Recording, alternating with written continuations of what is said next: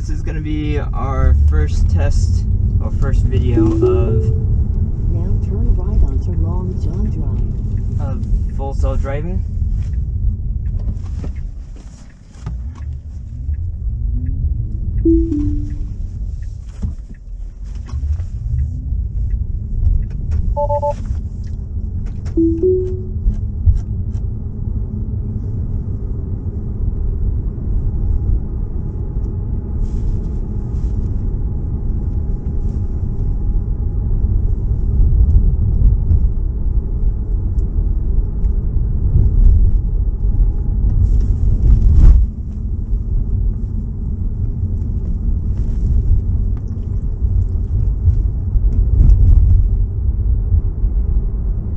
In 500 feet, turn right onto Haywood Road.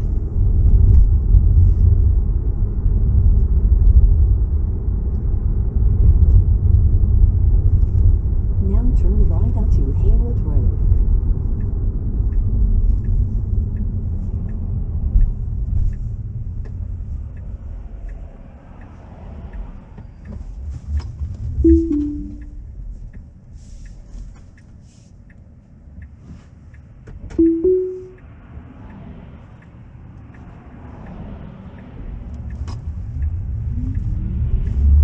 I had to push the accelerator on there to get it to go.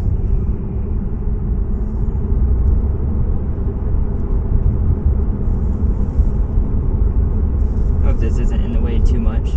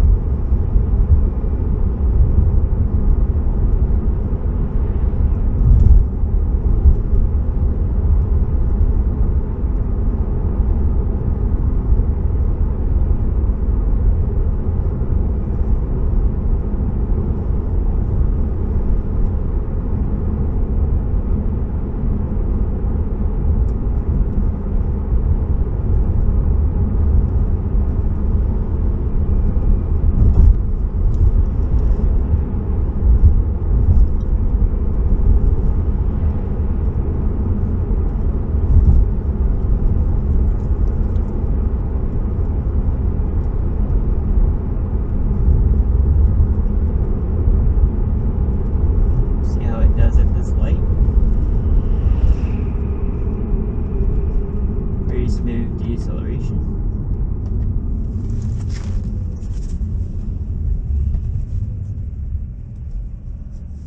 That was completely the car.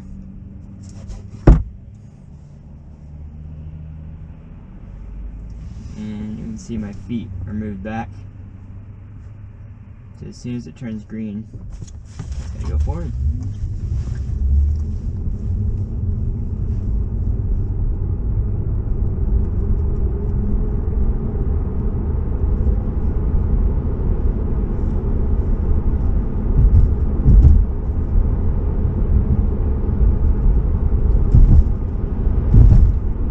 Compared to autopilot, this isn't too much different in terms of lane centering. There are some, it is better in quite a few areas. And there are a couple areas I'd say it's slightly worse, but that's there are going to be regressions and additions on each build of the software. That's what I'm going to see if we can track here.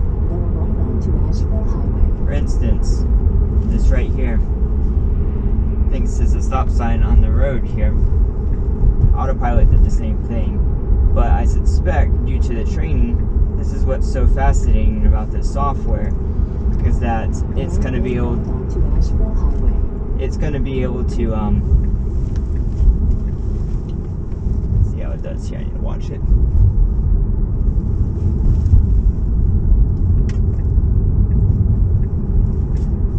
Perfect. That's quite a difficult intersection, honestly, for the car to go through. Autopilot only ever did it once, and I think it just got lucky.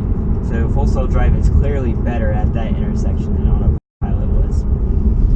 But what I was saying before, every iteration of this will learn. 100 feet, go right onto North Church Street. Every iteration of the software is going to learn. It's going to take the feedback I put into it. So if I turn the speed down, like right here, I'm probably going to have to turn the speed. No, it did it automatically.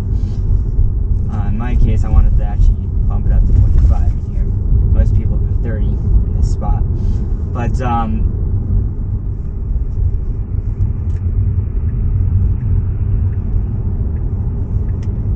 sometimes it turns the blinker on when I wouldn't.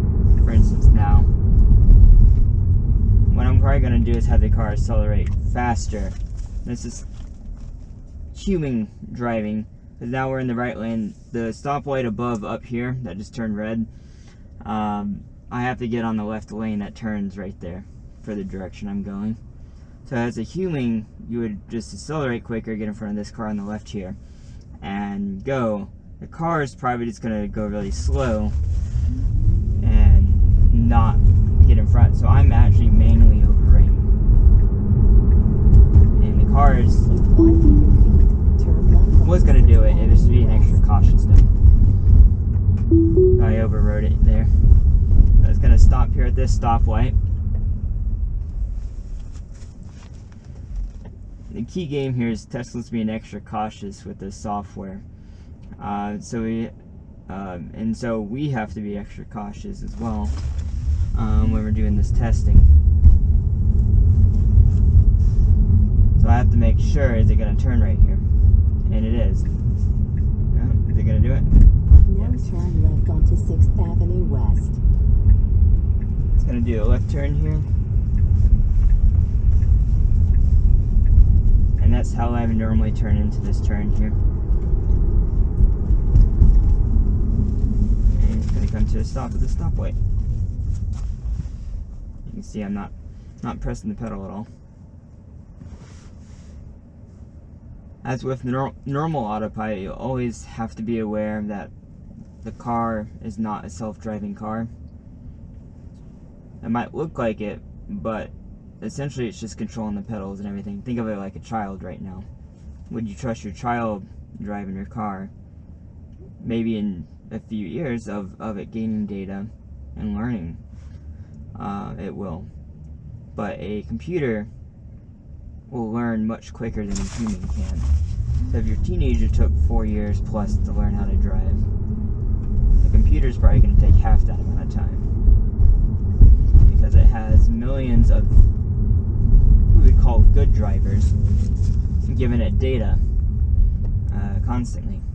So if the car thinks, hey, I should go through this red light, but the human's like, no, don't go through that red light, the car is going to know in the future to not go through a red light.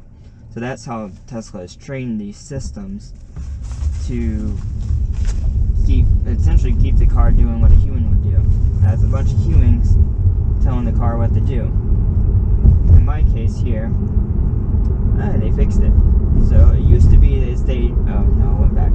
So the speed limit would say 20 until it got to here, and then go to 45. Everyone's already going up, gaining up the speed. So that's something that will get improved on over time, is the car will learn humans speed up to the speed limit before they get to it, instead of going from 20 to 45 right away.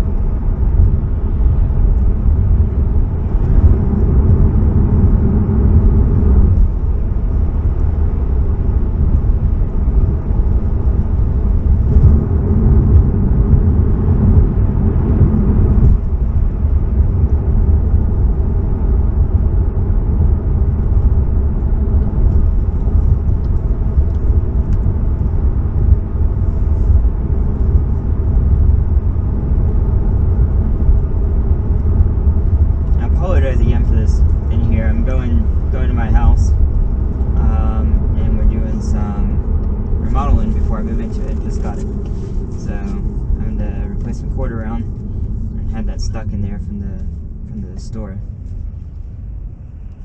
It's really cool, the intersection here. You can see almost every car that goes around. The green cars, the follow car, the blue ones are not active cars, they're cars that are going to move. The purple cars, you can see going by, the ones moving. And depending on what direction, I believe the purple means they are sideways facing, yellow means they are front facing over here.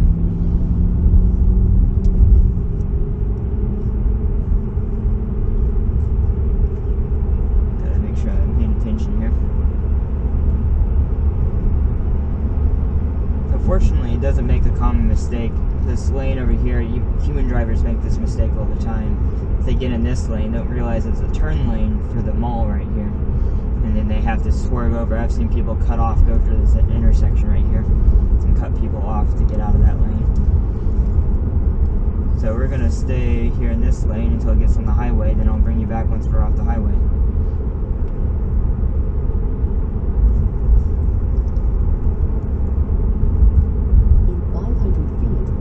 Interstate 26 East, US 74 East ramp on the right toward US 25 South, Spartanburg. We'll see how it gets onto the highway, and then we'll stop once we're merged onto the highway. Now take the Interstate 26 East ramp on the right. I did this at night, just not during the day before. That was great. It's a super good merge. It's not up in the speed limit automatically yet, so let's go ahead and do that. See if it turns. No, it's not going to turn on the blinker automatically the way I have Navigate on autopilot set. It was just being extra safe. I would have saw that truck. I wanted to be extra safe.